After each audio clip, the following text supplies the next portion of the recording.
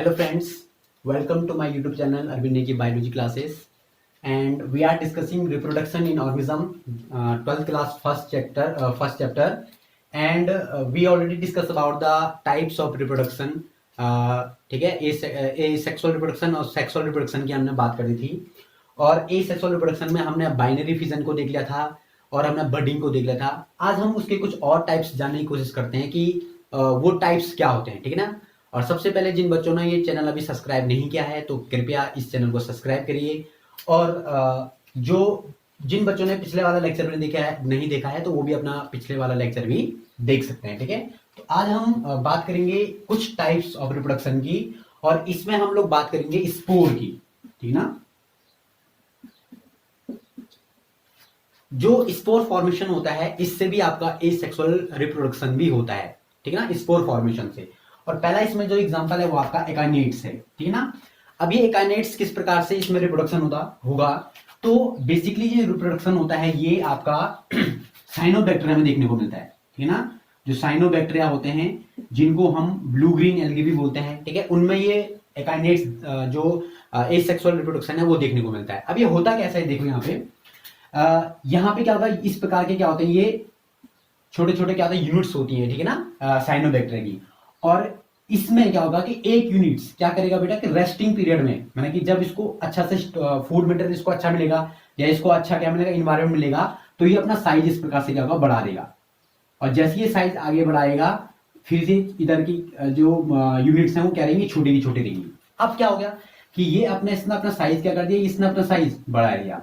क्यों बढ़ाया, क्योंकि फेवरेबल कंडीशन थी, और फेवरेबल कंडीशन रही होंगी तो क्या हो गया, इसने फूड स्टोरेज करना स्टार्ट कर दिया, ठीक है ना। इसने क्या किया, फूड को स्टोरेज करना क्या कर दिया, स्टार्ट कर दिया। और फूड स्टोरेज करने की वजह से क्या हो गया, स्वेल हो गया। और स्वेल हुआ बाद में क्या होगा बेटा, जब ये इसके साथ क्या होगा, इस यूनिट से, यानी कि जो ये वाली यूनिट होती है यहां से क्या हो जाएगा, ये अलग हो जाएगा, सेपरेट हो जाएगा। और सेपरेट होने के बाद ये एक अलग ऑर्गेनिज्म की तरह क्या करेगा, वर्क करेगा। तो ये बेसिकली देखने को मिलता है आपका कहां, साइनोबैक्टीरिया में, जिसको हम ब्लू ग्रीन एल्गी भी बोल लेते हैं, ठीक है। नेक्स्ट जो टाइप है आपका है जूस्पोर। जूस्पोर में बेसिकली कुछ भी नहीं होता, ये मोटाइल स्पोर होते हैं, ठीक है ना। मोटाइल स्पोर, इस प्रकार के स्पोर होते हैं ये, ठीक है ना, इस प्रकार के क्या होते हैं, ये स्पोर होते हैं, ठीक है ना। एल्गीज में ये ज्यादा देखने को मिलते हैं, ठीक है। और ये क्या करते हैं, जैसे ही ये स्पोर जब ये स्पोरेंजियम से बाहर निकलेंगे तो ये वाटर में तैरने लगते हैं, ठीक है ना। मोटाइल होंगे क्योंकि इसमें क्या है, फ्लैजिला प्रेजेंट है, इसमें देखिए ऊपर से फ्लैजिला इसमें क्या है, प्रेजेंट है। और जब इसमें फ्लैजिला प्रेजेंट होंगे तो ये क्या करेंगे, मूव करेंगे। और मूव होने के बाद क्या करेगा, ये जहां पे इसको सब्सटेंस अच्छा मिलेगा या कोई रॉक पार्टिकल मिल गया इसको, ठीक है, तो वहां पे ग्रो करना स्टार्ट कर देगा, और वहां पे क्या बना देगा, एक नया प्लांट या नया ऑर्गेनिज्म को ये बना देगा, ठीक है ना। तो ये दूसरा टाइप हुआ आपका कौन सा, जूस्पोर का, ठीक है। अब जो नेक्स्ट है आपका, ये है आपका एप्लानोस्पोर। एप्लानोस्पोर भी यही होगा, सेम होगा, लेकिन एक बात ध्यान रखना कि ये नॉन मोटाइल होगा, नॉन मोटाइल। ये एक प्रकार की जूस्पोरी होते हैं, लेकिन ये नॉन मोटाइल होंगे। नॉन मोटाइल का मतलब क्या होगा, इसमें क्या फ्लैजुला मौजूद नहीं होगा, ये इस प्रकार के होंगे, फ्लैजुला क्या होगा, इसमें एब्सेंट होगा, ओके। तो ये आपका नॉन मोटाइल है, इसमें फ्लैजुला क्या है, प्रेजेंट नहीं है, ठीक है। नेक्स्ट है आपका हिप्नोस्पोर। हिप्नोस्पोर जो होता है आपका वो होगा ऐसी, लेकिन इसमें क्या होगा कि ये नॉन मोटाइल होते हैं, लेकिन इनके बाहर से क्या होती है, एक थिक बॉर्ड होती है, बहुत मोटी क्या होती है, परत होती है, इस प्रकार से, क्योंकि बहुत थिक बॉर्ड इसमें क्या है, प्रेजेंट है, ओके। तो ये आपके क्या हो गए, हिप्नोस्पोर क्या है, ये आपका एग्जांपल है, ठीक है ना। ये सब आपको या तो फंगस में देखने को मिलेगा या किसी एल्गी में देखने को मिलेगा, ठीक है। ये जो आपके टाइप ऑफ रिप्रोडक्शन की हम बात कर रहे हैं अभी, जो स्पोर फॉर्मेशन का है, या तो आपको एल्गी में देखने को मिलेगा या तो आपको इसमें फंगस में ज्यादा देखने को मिलेगा, ठीक है। नेक्स्ट जो इसमें है कोनिडिया, ठीक है। अब कोनिडिया जो होता है ये पेनिसिलियम जो फंगस होता है इसमें देखने को मिलता है आपका कौन सा, कोनिडिया, पेनिसिलियम फंगस, ठीक है। अब ये किस प्रकार से होता है, देखो कोनिडिया में क्या होता है बेटा कि जो आपका नीचे वाला भाग होगा, जैसे माना जाए इस प्रकार का कोई भाग होगा ये, ठीक है, इसको हम बोलते हैं कोनिडियोफोर, कोनिडियोफोर, ठीक है। और इस पे छोटे छोटे क्या लगे रहते हैं, ये इस प्रकार से कोनिडिया लगे रहते हैं, ये, ठीक है ना, ये आपके क्या है, कोनिडिया लगे हुए हैं, ये, ठीक है ना। अब क्या होगा कि जैसे माने जाए ये वाला स्ट्रक्चर जो मैंने बनाया ये टूट गया तो नीचे गिरेगा, ये नया ऑर्गेनिज्म बना देगा, ये गिरेगा ये नया ऑर्गेनिज्म बना देगा, ये वाला गिर गया तो नया ऑर्गेनिज्म बना दिया। तो ये ऊपर वाले क्या है, ये दीज आर द कोनिडिया, ठीक है ना। ये क्या आपके कोनिडिया हैं, और जो ये नीचे वाला स्ट्रक्चर है जो इस पे ये लगे हुए हैं इनको हम क्या बोलते हैं, कोनिडियोफोर बोलते हैं। और बेसिकली कहां देखने को मिलता है, आपका पेनिसिलियम में देखने को मिलता है, पेनिसिलियम में आपको देखने को मिलता है, ठीक है ना। ये हो आपका कौन सा, कोनिडिया। एक और इसमें टाइप है ओइडिया, जो टाइप इसमें आता है उसमें भी ये फंगस में ही आपको देखने को मिलेगा, ठीक है, फंगस में ही देखने को मिलता है। और किस प्रकार का होगा ये होता है बेटा ऐसा कि जैसे मान लीजिए ये हाइफी है, कोई फंगस में हाइफी होती है। अब ये जो हाइफी है, ये सिंगल हाइफी यहाँ पर की है, माने ये टूट गई तो इस प्रकार से ये अलग हो गई, सेपरेट हो जाएगी, सेपरेट होगी तो ये अलग से क्या दे देगी, ये स्ट्रक्चर को बना देगी, ऑर्गेनिज्म को बना देगी। तो इसी को हम ओइडिया बोलते हैं, ठीक है ना। तो ये जो टाइप्स ऑफ रिप्रोडक्शन है, ये एसेक्सुअल टाइप्स ऑफ रिप्रोडक्शन है। और इनमें आपको एक चीज देखने को मिल रही होगी, यहाँ पे नया ऑर्गेनिज्म तो बन रहा है लेकिन यहाँ पे केवल single parent is capable, single parents ही हमको यहाँ पे चाहिए। हमको दो पेरेंट्स की हमको कोई डिमांड ही नहीं है, डबल पेरेंट्स हमको चाहिए नहीं, हमको यहाँ पे कौन सा चाहिए, सिंगल पेरेंट्स में ही यहाँ पे काम बन जा रहा है, ठीक है ना। तो these are the asexual type of reproduction, ठीक है ना। अब इसमें कुछ और जो आता है, आपने पढ़ा भी होगा, वेजिटेटिव रिप्रोडक्शन के बारे में आपने पढ़ा होगा, ठीक है ना। कौन सा, वेजिटेटिव रिप्रोडक्शन, ओके। तो उसकी भी थोड़ा सा बात कर लेते हैं। वेजिटेटिव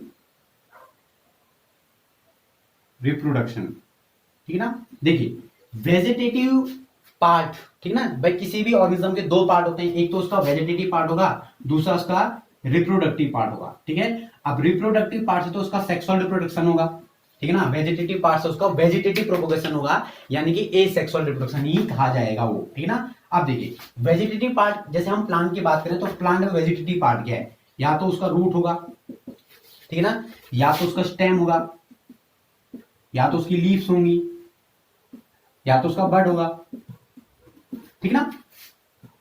ये चारों चीज, या तो रूट या स्टेम या लीफ या बड, अगर इन चारों से ही कोई नया प्लांट बन रहा है, या तो प्लांट के रूट से नया प्लांट बन रहा है, या प्लांट की स्टेम से नया पार्ट बन रहा है, या आपके लीफ से नया प्लांट बन रहा है, या आपके बड से नया प्लांट बन रहा है, तो इसको हम क्या बोलते हैं, वेजिटेटिव रिप्रोडक्शन बोलेंगे इसको, ठीक ना।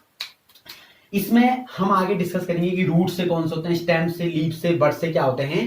एक चीज आपको इसमें एक और चीज आती है इसमें, जैसे आपने नाम सुना होगा ग्राफ्टिंग का, ग्राफ्टिंग से पहले कटिंग आपने सुना होगा, ठीक ना। जैसे आपने देखा होगा रोज प्लांट, सुगर केन, ठीक ना। रोज प्लांट में क्या करते हैं भाई, जैसे आपने देखा कि रोज बहुत अच्छा लगा, आपने इस रोज को, इसकी टहनी काट दी, इसकी कटिंग कर लिया आपने इसकी, और कटिंग करने के बाद इसको सोयल में डाला आपने, तो ये प्लांट क्या कर लेगा, ये बना देगा। लेकिन इसमें एक बात आपको ध्यान में रखनी चाहिए कि one node should be present here, एक नोड होना चाहिए उसमें। अभी नोड क्या होता है, जैसे मान लीजिए आपका ये स्टेम है, यहां पे लीफ लगी, यहां भी लीफ लगी, यहां भी लीफ लगी, ठीक है।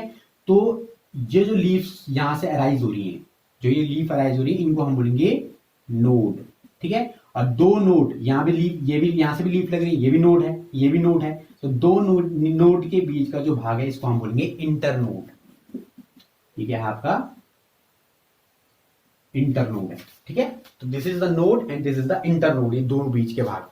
तो आपको ध्यान में रखना ये, जब भी हम कटिंग करेंगे तो कटिंग करने के लिए हमको एक सिंगल नोड क्या चाहिए, हमको प्रेजेंट चाहिए। और ये एग्जाम में आता है, कई बार आता है एग्जाम में कि भाई कि जो आपका हॉट्स क्वेश्चन होते हैं, ठीक है ना, उसमें पूछा जाता है कि भाई कि जब हम कटिंग करने के लिए चलते हैं तो हमारे दिमाग में एक चीज क्या हमारे दिमाग में बात होनी चाहिए, तो हमारे दिमाग में एक ही बात होनी चाहिए कि one node should be present here. अगर हम जब भी कटिंग कर रहे हैं तो एक नोड वहां पे प्रेजेंट होना चाहिए, अदरवाइज नोड नहीं होगा तो प्लांट क्या नहीं करेगा, आपका ग्रो नहीं करेगा, ठीक है। दूसरा आपने इसमें देखा होगा एग्जाम्पल, दूसरा जो इसका एग्जाम्पल है वो है, आपने देखा होगा ग्राफ्टिंग का, वेजिटेटिव जो प्रोपोगेशन का आपने देखा होगा ग्राफ्टिंग, ठीक ना।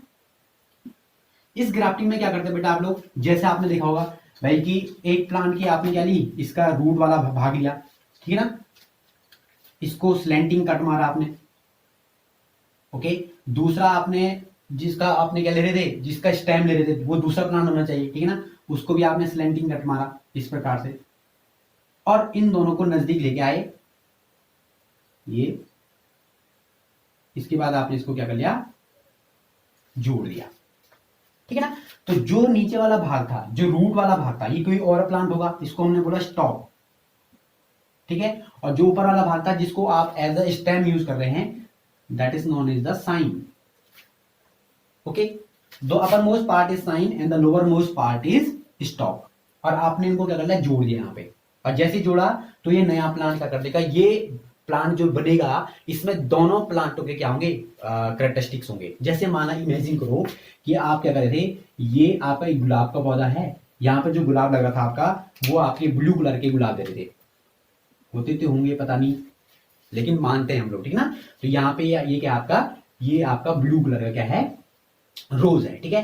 अब आपने क्या किया, आपने इस प्लांट को, ठीक ना, इस प्लांट को एज ए स्टॉक लिया, ठीक है, एज ए स्टॉक लिया आपने, तो इसमें स्लैंटिंग कट मार दिया आपने। अब एक प्लांट आपने ऐसा लिया कि जिसमें रेड कलर के क्या निकले थे, आपके रोजेस निकल रहे थे, ठीक है। तो आपने ये प्लांट लिया, इसमें रेड कलर के रोजेस निकले थे, ओके। अब आपने क्या किया, इसको इससे जोड़ दिया, जोड़ दिया आपने, इसकी बाइंडिंग कर दी, हार्मोन्स लगा दी यहाँ पे, कुछ पट्टी से आपने इसको बाइंडिंग कर दी। कुछ दिनों बाद आप देखेंगे कि आपको एक ऐसा प्लांट मिलेगा, ये दोनों जुड़ जाएंगे, और आपको एक ऐसा प्लांट मिलेगा कि जिसमें एक टहनी पे तो आपको ब्लू कलर के रोजेस मिलेंगे और दूसरी टहनी पे आपको रेड कलर के रोजेस मिलेंगे, ठीक है।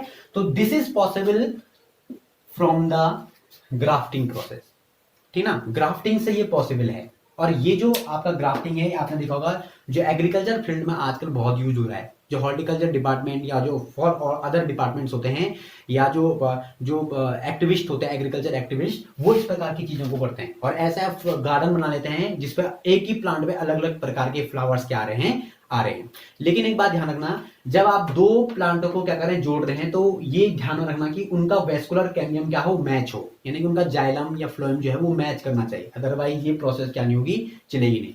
यहाँ पे ये ध्यान देना हमको कि जब भी हम देखो, कटिंग में क्या ध्यान देना था कि एक नोट प्रेजेंट होना चाहिए, और यहाँ पे क्या ध्यान देना हमको, यहाँ पे ये हमको ध्यान देना है कि जो भी आपको यहाँ पे आप प्लांट ले रहे हो, चाहे वो स्टॉक में चाहे साइन में, तो दोनों प्लांट का वेस्कुलर कैम्बियम क्या होना चाहिए, आपको मैच करना चाहिए, ठीक है। अदरवाइज ये जो प्रोसेस है ये क्या नहीं होगी, आपकी होगी नहीं। नेक्स्ट जो और लास्ट जो है इसमें इंपॉर्टेंट वो है आपकी लेयरिंग, है ना। अभी लेयरिंग क्या हुआ, देखो, जैसे मान लीजिए कि कोई प्लांट था, ठीक है। अब इस प्लांट को आपने क्या किया, इस प्लांट की आपने जो टहनी थी, ठीक है ना, यहाँ पे जो आपके इसका पार्ट था, इसको आपने ऐसा खींचा, और खींचने के बाद कहाँ डाल दिया आपने, जमीन में डाल दिया, ठीक है। और जमीन में डालने के बाद यहाँ पर आपने मिट्टी डाल दी, इसमें कुछ यहाँ पे ये लीव्स लगी हुई थी, ये लीव्स लगी हुई थी, ठीक है। कुछ दिनों बाद क्या होगा बेटा, यहाँ पे एडवेंटिटस क्या आएंगी, यहाँ पे रूट्स आने लगेंगी, और यहाँ से एक नया प्लांट आ जाएगा इस प्रकार से। और कुछ दिनों बाद क्या करेंगे, आप लोग इसको काट देंगे, और जैसे आप इसको काटेंगे तो ये नया प्लांट यहाँ से बन जाएगा। तो लेयरिंग इसको बोलते हैं हम लोग, ठीक है ना। यहाँ से नया प्लांट था, इसको हमने नीचे डाला, जमीन में डाल दिया इसको, और यहाँ पे क्या किया, इसको ग्रो करना स्टार्ट किया, यहाँ से ये नया प्लांट क्या हो गया, ये आपका बन गया। तो इसको हम क्या बोलते हैं, लेयरिंग बोलते हैं, ठीक है ना। तो ये जो प्रोसेस होती है, जैसे जास्मीन का पेड़ हो गया, ठीक है, या और जो प्लांट्स होते हैं, ग्रेप्स हो गया, ठीक है, इस प्रकार की हम क्या करते हैं, इसमें रिप्रोडक्शन हम लोग इसमें करते हैं, ठीक ना। इसके बाद जो है वो आपने जैसे रूट्स के माध्यम से आपने देखा होगा, तो रूट्स में देखा होगा आपने राइजोम, ठीक है ना, राइजोम देखे होंगे आपने, ठीक है ना। उससे क्या होता है कि नया प्लांट बनता है, ठीक है। फिर नेक्स्ट आपने देखा होगा लीव्स, स्टेम देखा होगा आपने, स्टेम से, तो स्टेम आपने देखा होगा, ट्यूबर देखा होगा आपने, ठीक है, ट्यूबर, ये पोटैटो, ठीक है ना। पोटैटो में यहाँ पे एक्सिलरी बर्ड्स होती हैं इस प्रकार से, जिसको हम आई ऑफ पोटैटो भी बोलते हैं, ठीक है। तो एक्सिलरी बर्ड वहां पे क्या होती है, प्रेजेंट होती है, एक्सिलरी बर्ड। यहां पे ये ध्यान देना आपको, चाहे आप किसी भी रूट से अगर आप लोग नया प्लान बना रहे हैं, तो axillary bud should be present here. अगर एक्सिलरी बर्ड वहां पे प्रेजेंट होगी तो ये क्या नहीं करेगा, ग्रोथ नहीं करेगा, ग्रो नहीं करेगा, ठीक है ना।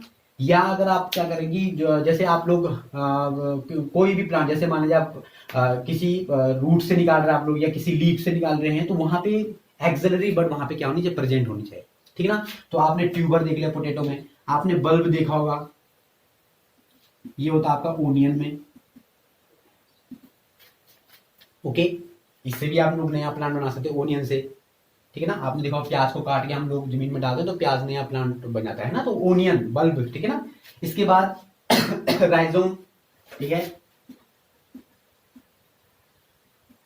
जिंजर देखा होगा आपने, ठीक है ना, या आपने हल्दी देखी होगी, ठीक है। तो इसके जो आपने इस प्रकार का देखा होगा, इस प्रकार का ये होता है प्लांट होता है ना, इस प्रकार का होता है, राइजोम होता है। वहां भी एक्सिलरी बड क्या होती है, प्रेजेंट होती है। तो एक्सिलरी बड प्रेजेंट होगा, इसी से क्या होगा, आपका नया प्लांट क्या होगा, जर्मिनेट होगा। तो इनमें चाहे वो राइजोम हो, ट्यूबर हो, बल्ब हो, कुछ भी हो आपका, तो एक्सिलरी बड वहां पे क्या होनी चाहिए, प्रेजेंट होनी चाहिए। अगर एक्सिलरी बड वहां पे प्रेजेंट नहीं होंगी तो नया प्लांट क्या होगा, बनेगा आपका नहीं, ठीक है। इसके आपने सकर्स भी देखे होंगे, ठीक है ना।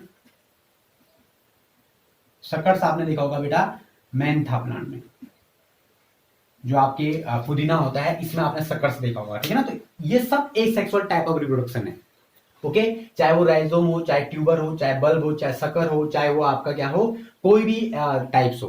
तो यहाँ पे एक ध्यान रखना कि एक्सिलरी बड सब में प्रेजेंट होनी चाहिए। विदाउट एक्सिलरी बड प्लांट क्या नहीं करेगा, ग्रोथ नहीं करेगा, ओके। तो ये सब थे बेटा आपके टाइप्स ऑफ रिप्रोडक्शन, जो है asexual type of reproduction. Next video में हम लोग देखेंगे सेक्सुअल रिप्रोडक्शन पे क्या करेंगे, बात करेंगे। और इससे पहले एक इंपॉर्टेंट ये है कि एसेक्सुअल रिप्रोडक्शन और सेक्सुअल रिप्रोडक्शन, इन दोनों में डिफरेंस है, ये भी बड़ा इंपॉर्टेंट होता है। हालांकि एग्जाम बोर्ड में तो ये बहुत बड़ा इजी क्वेश्चन बन जाएगा ये, लेकिन आप लोगों को ये चीजें पता होनी चाहिए कि एसेक्सुअल टाइप ऑफ रिप्रोडक्शन और सेक्सुअल टाइप ऑफ रिप्रोडक्शन में क्या डिफरेंसेस होते हैं। तो मिलते हैं कल सेक्सुअल रिप्रोडक्शन टॉपिक के साथ, तब तक के लिए बाय।